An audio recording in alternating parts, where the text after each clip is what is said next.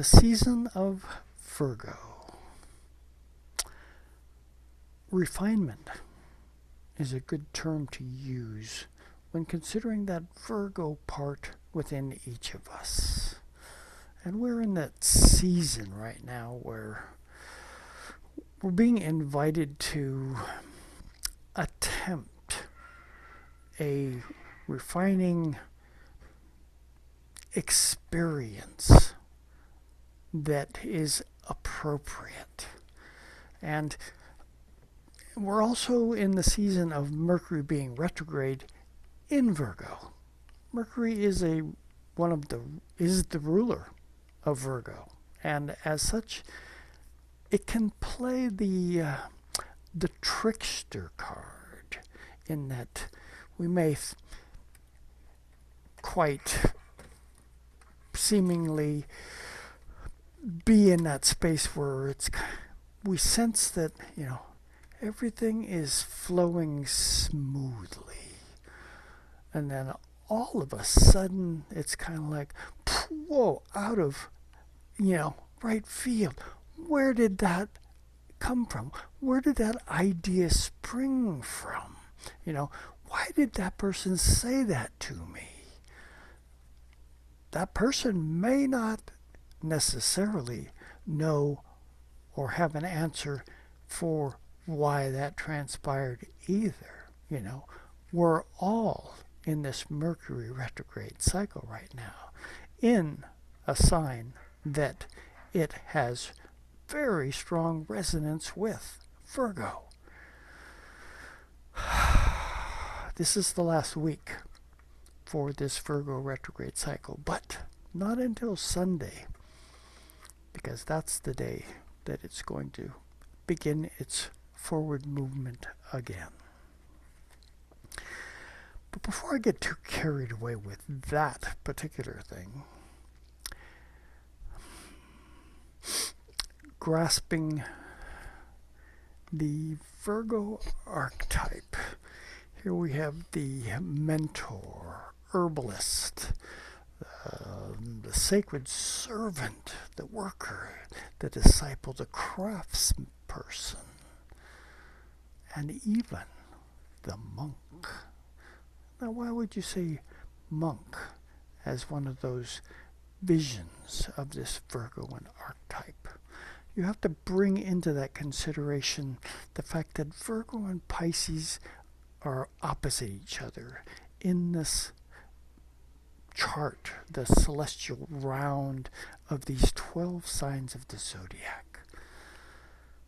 The monk, that is a worker. They're doing the work to facilitate that Piscean awareness, which has really got no limitation to it whatsoever, other than the fact that currently Saturn is doing its 2.5-year dance in the sign of Virgo, and Saturn can, it can kind of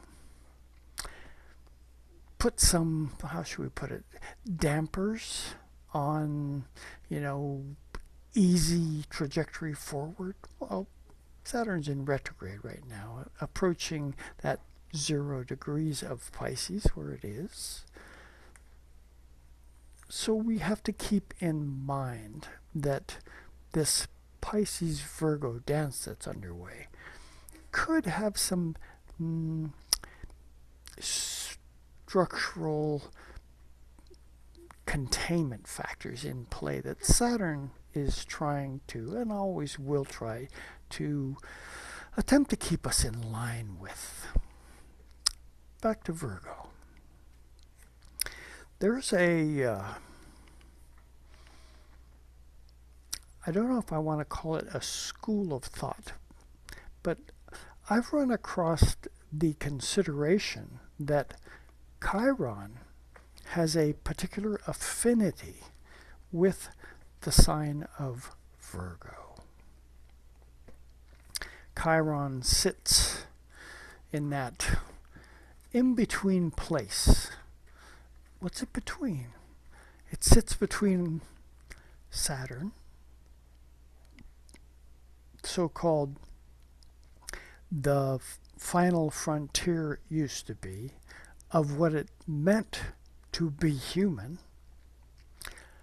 and Prometheus, or more commonly known as Uranus, that unpredictability factor of, not necessarily getting too comfortable with things the way they are, because they just might shift rather unexpectedly.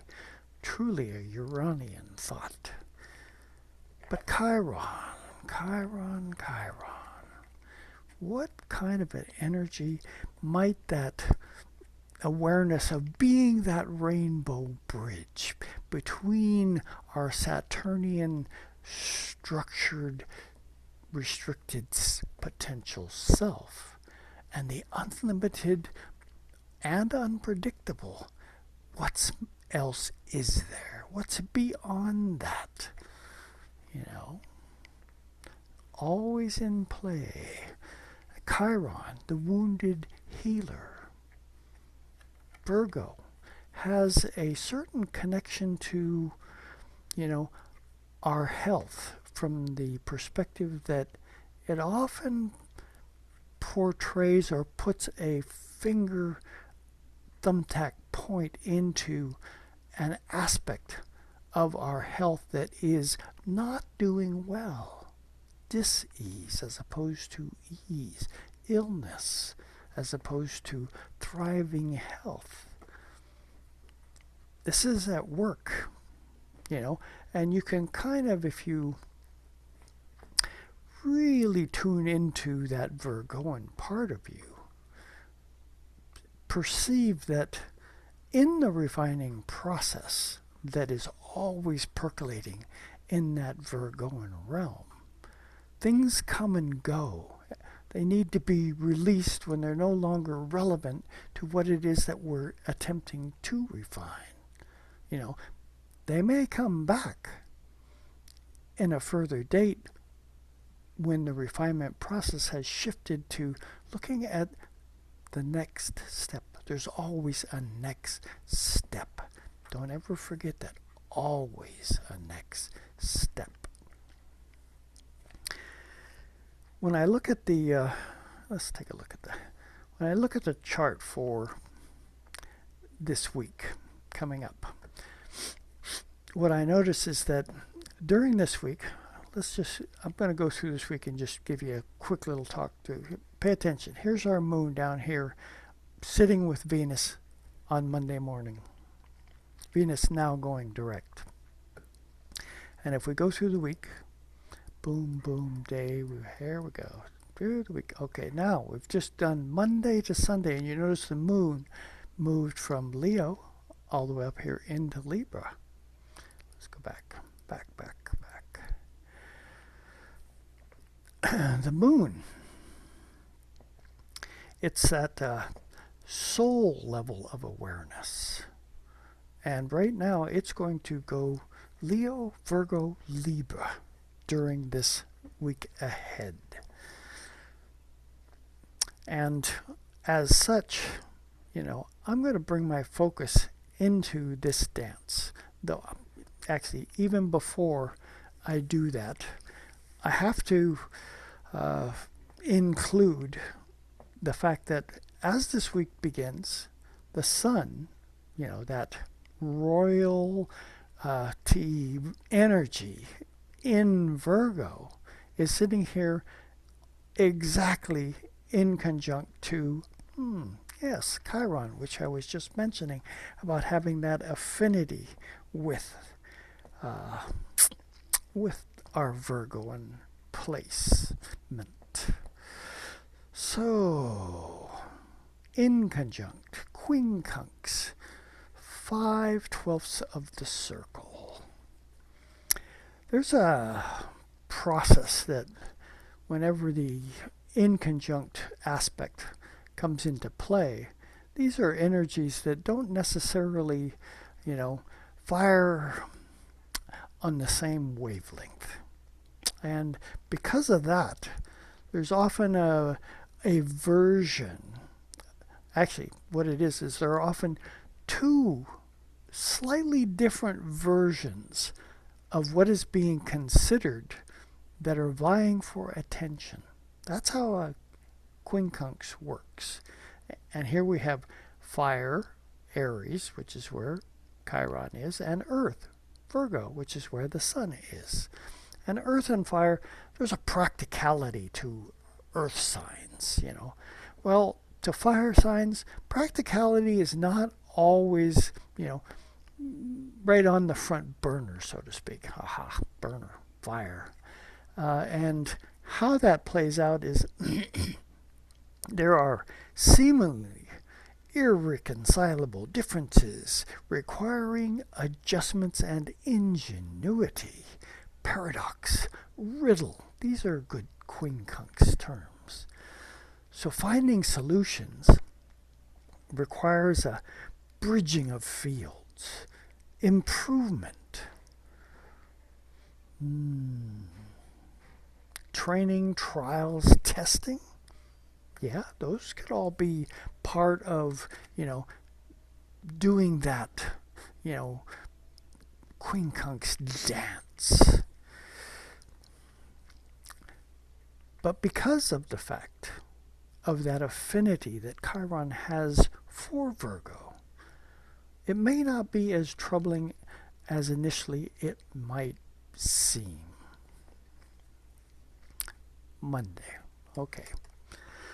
So our royal self, the sun, in Virgo right now, doing its, you know, refinement process, is asking us,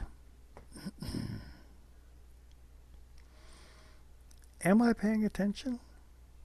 Is the trickster Mercury confusing factors by being retrograde? You know?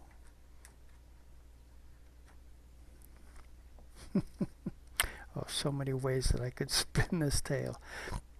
But I'm just going to let that one sit for the moment and consider this dance that the moon is going to bring across here. Whenever, you know, and I always invite the planetary beings as beings to be present in these considerations of this celestial dance. Not as things. I would never want to refer to a planet as an it, for it is really, you know, that's the mundane kind of consideration, a human version of reality that definitely has limitations to it, whereas the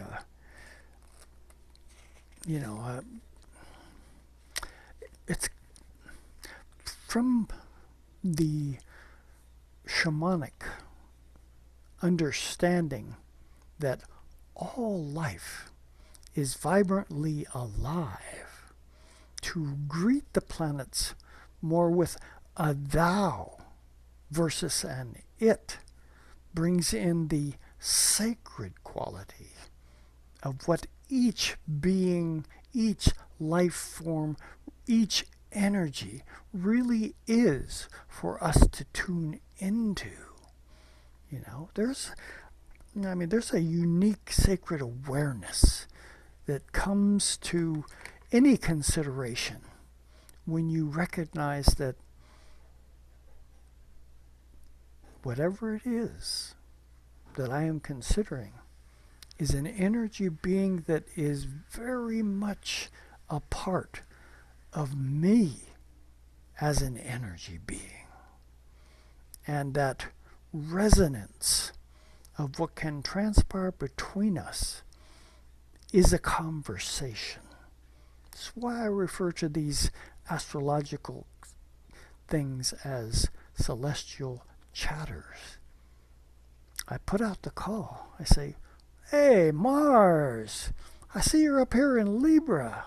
You know, whenever a planet is occupying a particular sign of the zodiac, moving through it, in other words, you always have to look and say, what does the planet that rules that sign have to say about this visitor within its realm?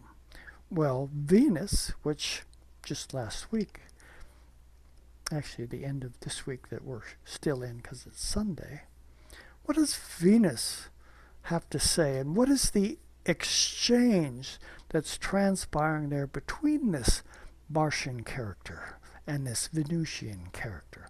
I talked a little bit about this last week. Mars has, a dynamic energy quality to it. So therefore, it is giving to Venus down here in Leo a tailwind. People, traditional astrology would say, well, Mars is in its detriment when it's in Libra because it's in a sign that's opposite one that it rules, Aries in this case. So it's not going to be functioning, as dynamically. I don't know about you, but I would be reticent to attempt to get in the way of Mars as it's doing its thing. Mars is the warrior. Yeah, it may not be firing on all cylinders. It won't cut your head off, in other words, while it's in Libra, but it may stick you when it's soared someplace else. It's still Mars. There's still a dynamism to it, a driving impulse. Don't sell Mars short. So that impulse feeding down here into Venus in Leo, that realm where taking chances is right at the fore, gambling on money, gambling on life experiences, gambling on a Venusian thing, partnership. And the Leo version of partnership is that sparring kind of, energy that, starts to percolate at the beginnings of relationship, I really like you. Can we experiment with that and see where it takes us? This is a Leonian energy. And Venus, our partnership thing, says, and what version of partnership is this going to lead to? It isn't necessarily known until one dives into it just a wee bit further. But there's that, remember, Mars, that driving energy that just says, I'm going to take a chance with this. And that's, kind of the energy of this week as the moon feels its way over all of this Leo, Virgo, and Libra zone.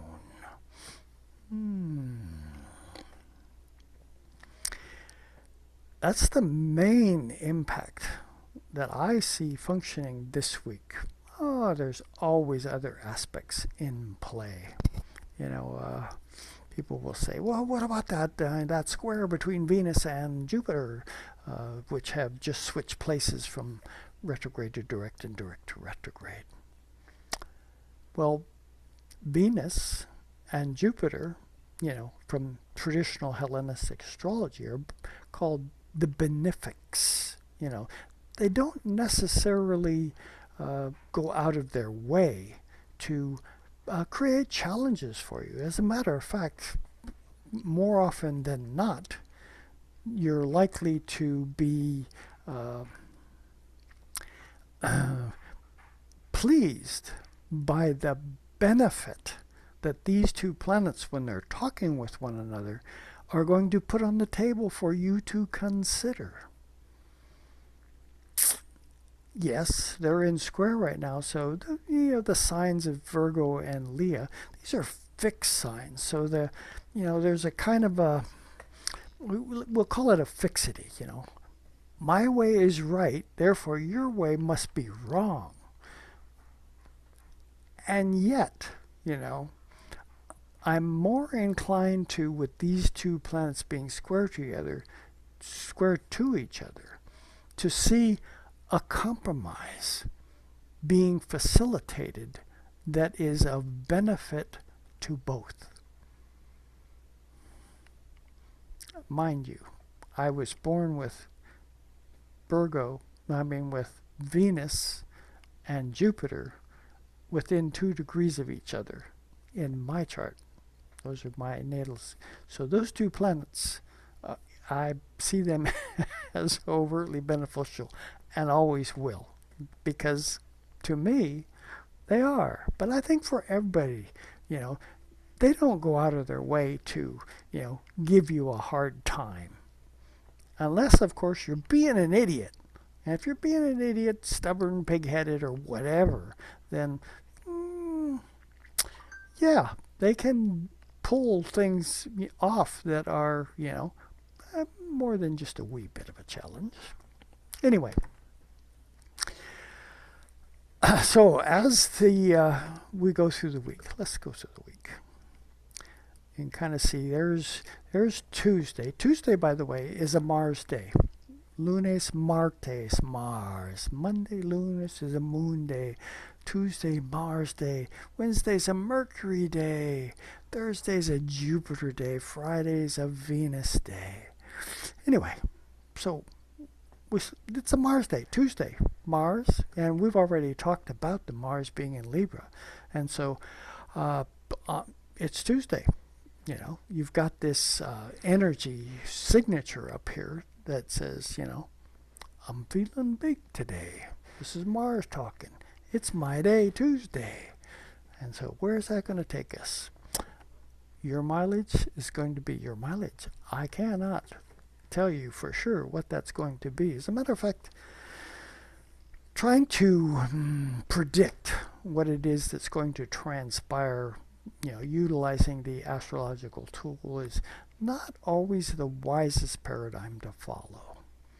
You can see trends, yes, but, while I may see the trend of this Mars-Venus dance or the Venus-Jupiter dance taking place from my perspective, your version, depending on your particular astrological matrix that you came into life with, may spin the tale in different fashions, and you need to be aware. I can only give you, from the celestial chatter level, a broad shotgun kind of version of, what kind of energies are percolating right now.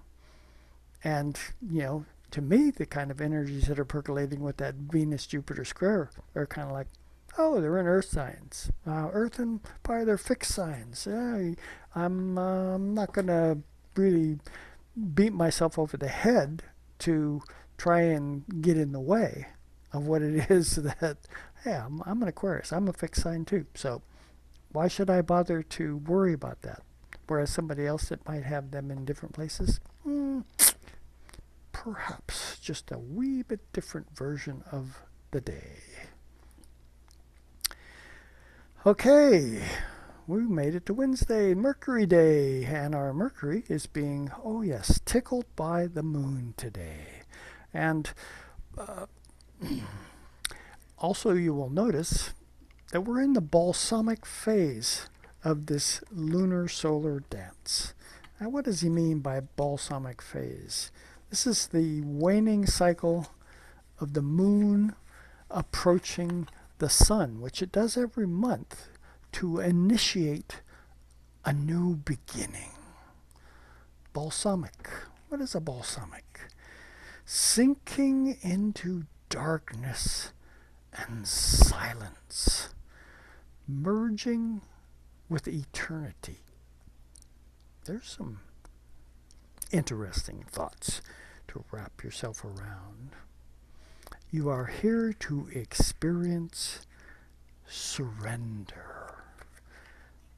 The moon, how I feel coming closer to that solar orb, the dynamism of royalty and essence of regality, the importance of the sun in our solar system, that everything goes around. Yeah, not a minor consideration. But we have this new moon coming up, so there's always a certain regal quality to what is set in motion at each new moon. This one's going to happen on Friday, actually Thursday, because you can kind of see you've only got 5 degrees left here, and the moon moves a degree every 2 hours. So on this Thursday, we will have the new moon. It will be at 21 degrees of Virgo. I looked real quickly to see what divination signature could be in play as we begin this next lunar cycle, always keeping in mind it's in Virgo. So there's a level of refinement that is relevant for this next lunar cycle that begins in Virgo, and that is that process of weighing and balancing and trying to figure out, is this particular aspect of what it is that I'm working with, remember, that's one of those Virgo terms, relevant enough to hang on to it and allow it to be enfolded into the project that I am doing? Or is it time to let it go for the moment? Because it's not really working well with how I see something unfolding. Sabian symbol. There's your divination thing. It reads, a royal coat of arms enriched with precious stones. The keynote, the certification of aristocratic status at whatever level nobility expresses itself in cultural eminence. You can almost feel that solar influence that this particular new moon is tuning into at this Sabian symbol level. After all, the sun is that royalty. It is that nobility. It's rulership, And keywords are nobility. It says once more, a reference to ancestral. And I think that the moon does tune into our ancestral linkage. Always in play when the moon is there. Occurs among these symbols for the sign Virgo. It is seen here in its most exalted character, for royalty is spoken of. Traditionally, the king is the spiritual symbol of unity, of an integrated nation. As the coat of arms is visualized, we are dealing with a status that is not merely personally acquired, but has its roots in a notable past. So as we begin our lunar dance for this next cycle, we should keep in mind that the ruler, Mercury, still in retrograde, could, if we're not paying attention, step across the border into the realm of the trickster. We might get thoughts of, I think I have a pretty good idea about how this process is going to unfold. And that Mercury retrograde might just say, yeah, go for it. I think of a story, a shamanic story that, uh, how you ask questions is overtly relevant to the process of asking spirit a question. Because let's say uh, there's this young man. He's decided to marry. He really wants to marry this lady. And for all intents and purposes, he goes to his spiritual helpers and he says, should I marry Jane? And spirit, while the trickster's on board, says, yeah, go ahead, marry.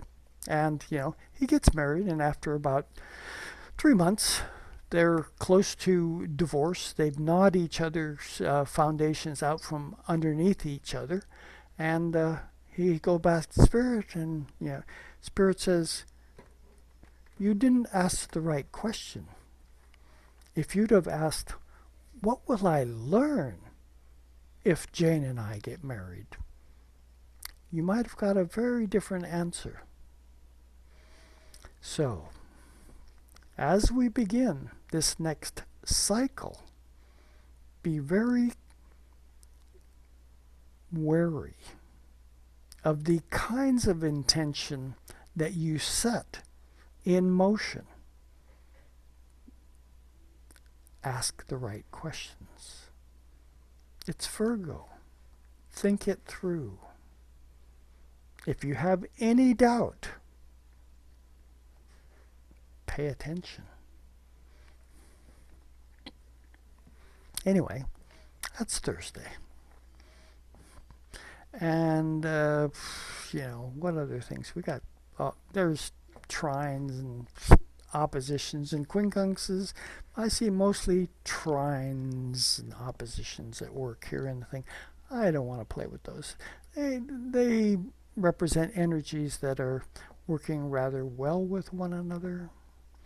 And you can kind of see, we almost have like this big, giant, grand trine in here involving this new moon, Pluto, and Uranus.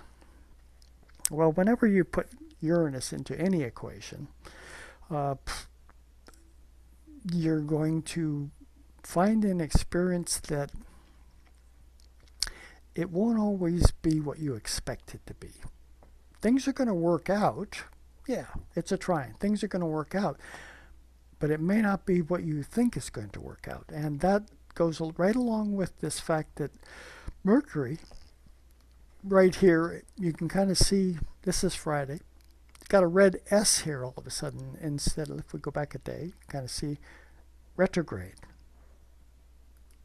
Stationing retrograde, which means it's just about to change direction and start heading forward. What can we expect when our ruler of Virgo stops and transitions between its retrograde moment and its forward moment? One thing to always keep in mind with with Mercury being retrograde, is that ideal times during Mercury being retrograde to actually investigate things. Not necessarily sit down or become affixed on a particular idea as being the end all and be all of a consideration question, but more along the lines, test it. Test the waters. Does this apply in every circumstance that I want it to? So as Mercury stations, just for a little extra juice, bump ahead to Saturday, you can see here, Mercury is stationed. It's now going, it's still stopped, but it's stopped in a forward potential direction. And to make it interesting to say, well, what are you thinking about, Mercury? I always have a tendency to want to look to see, what does the Sabian symbol, what is the possible divination factor that could be in play, or I should consider with this as part of the equation to make sure I don't miss anything. And we're talking Mercury here, which, you don't really want to invite the trickster on board. So the Sabian symbol for where this degree is, where we're setting basically our rudder in a new direction, we get an expressionist painter at work. And the keynote, the urge to express one's individualized sense of value regardless of tradition. Originality is the key word. So, we've got a new moon in Virgo. We've made sure, right, that we're in tune with this Virgo archetype. And we have that noble solar awareness along with that connection to our ancestors and soul awareness, the moon, setting out on a path to refine a process and making sure that we haven't jumped to conclusions by a mercurial trickster. We right now are being invested with this mercurial awareness from the Sabian perspective that says, be creative, an expressionist painter. There's something potentially magical that could be underway if we don't become too fixed in our ideologies of what needs to happen. Can we maintain that Virgo curious awareness of continuing to collect pieces of information or physical implements to create what it is that we are in the process of making? That's the energy that this week brings for us. And you can kind of see here Saturday, Mars is going to tickle Mars on Saturday. Ooh, what do you think is going to happen there to our Venusian being down here in Leo? Pay attention. I suspect, that we may throw caution to the wind when it comes to that investigation of a budding new relationship. Ask yourself, am I thinking clearly here? We're still in the Virgo season. Am I thinking clearly? Mercury has finally gone direct. Clear thinking is more likely. But.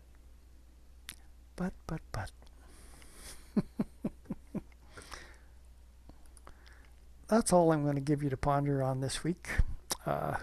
Do, by all means, enjoy the experience of being alive. And if you get to that point where, the questions are greater than the answers, we're still in Mercury retrograde, beginning part of this week. Good time for questions. Answers? Maybe not. Have patience. Patience, by the way, is the first step to the Temple of Light. So enjoy the ride. And we'll see you all next week. Ciao.